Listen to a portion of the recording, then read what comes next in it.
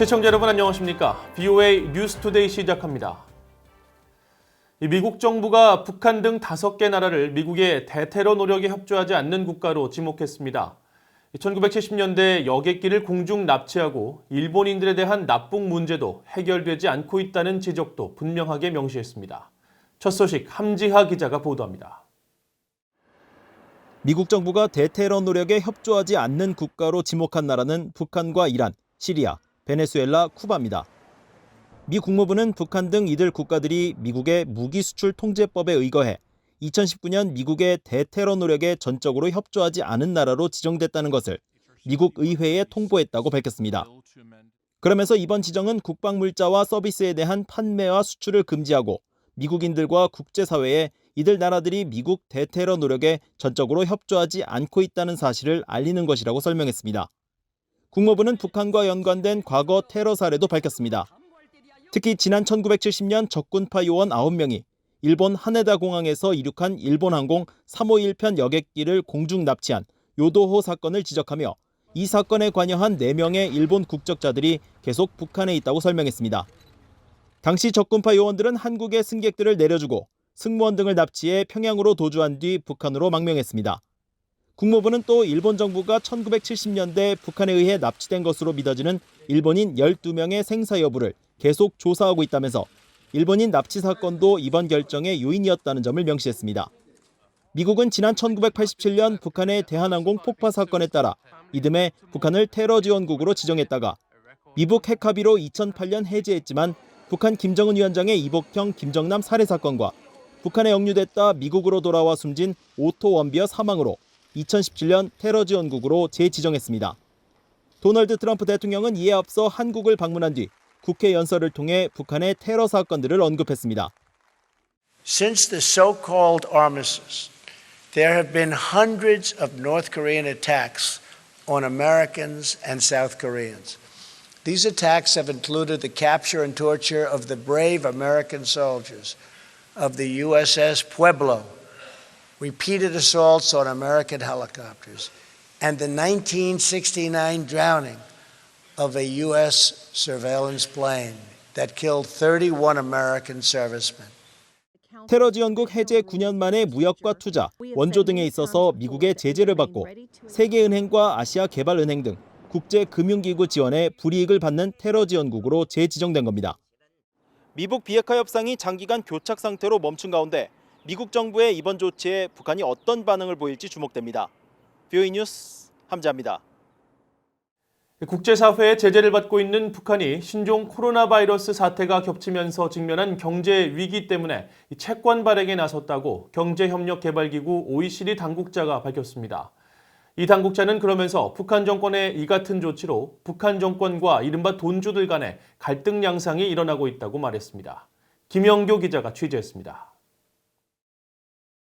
워싱턴의 민간단체 한미경제연구소가 주최한 온라인 토론회에 참석한 경제개발협력기구 OECD의 빈센트 코엔 국가분석실장은 북한이 경제 어려움을 극복하기 위해 최근 2003년 이후 처음으로 채권 발행에 나섰다고 밝혔습니다.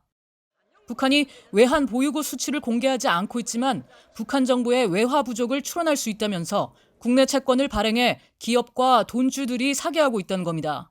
Well, it is true that this is the first time in almost 20 years that the regime is issuing bonds, and these are not bonds like bonds that are issued in OECD countries. These are a way basically to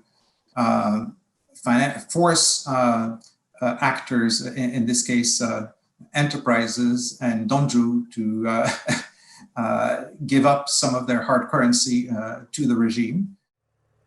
코엔 국장은 그러면서 북한의 이 같은 조치의 배경으로 핵무기 개발에 따른 국제사회의 대북 제재 속에 신종 코로나 바이러스 사태를 겪으면서 누적된 북한의 경제난을 지적했습니다.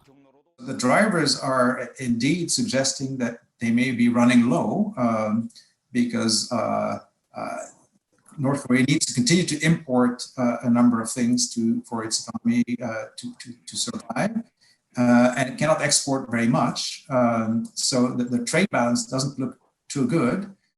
한미경제연구소의 트로이 스탠거른 선임국장은 VOA와의 전화통화에서 현재 북한이 한 달에 800만 달러에서 1000만 달러의 외화 손실에 직면하고 있을 것으로 추산했습니다. 그러면서 북한은 과거 외화 확보에 어려움을 겪으면 채권 발행에 나서곤 했다며 북한이 현재 채권 발행에 나설 동기는 충분하다고 말했습니다. We can see that with the border largely shut, though there is some small amount of trade going through, that hard currency North Korea might have earned through legitimate trade with China or Russia is now largely cut off. 앞서 마커스 놀랜드 미국 피터슨 국제경제연구소 부소장은 12일 하와이의 이스트 웨스트 센터가 개최한 온라인 간담회에서 북한 정권이 현재 채권 발행을 통해 시중에 있는 외화를 확보하려고 하고 있다고 말했습니다. So what they're going to do is they're basically going to force people to buy bonds. They're talking about a new bond issuance, and they are confiscating foreign exchange. 놀랜드 부소장은 그러면서 북한 정권의 이 같은 조치는 북한 주민들이 정권에 등을 돌리게 할 수 있는 요소라고 지적했습니다.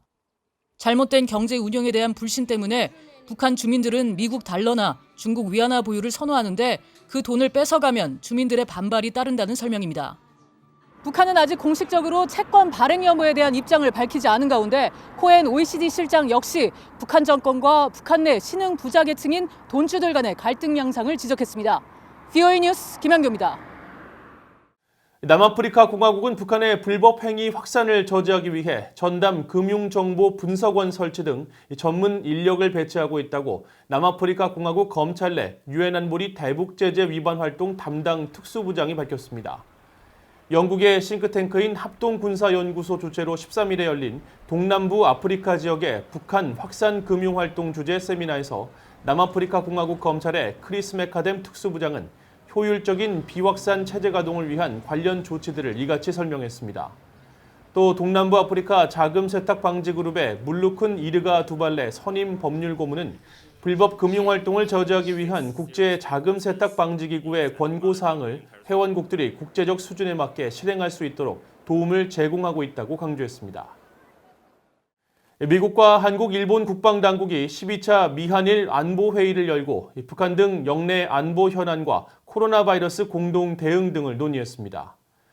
미국 국방부는 13일 공동 보도자료를 통해 데이비드 헬비 미 국방부 인도태평양 안보차관보 대행과 정석화 한국 국방부 국방정책실장, 츠지미치 아키히로 일본 방위성 방위정책국장이 수석대표로 참여한 화상안보회의가 12일부터 이틀간 열렸다고 밝혔습니다. 3국 수석대표는 회의에서 북한의 핵과 미사일 위협을 평가하고 영내 안정 유지 방안과 3국 간 실질적인 안보협력 증진 방안 등을 논의했으며 코로나 바이러스 확산과 관련한 안보협력 증진 방안에 대해서도 의견을 나눴다고 미 국방부는 전했습니다. 수석대표들은 또 3국 간 안보협력의 중요성을 재확인했으며 3국 국방장관 회담을 개최하기로 했다고 밝혔습니다.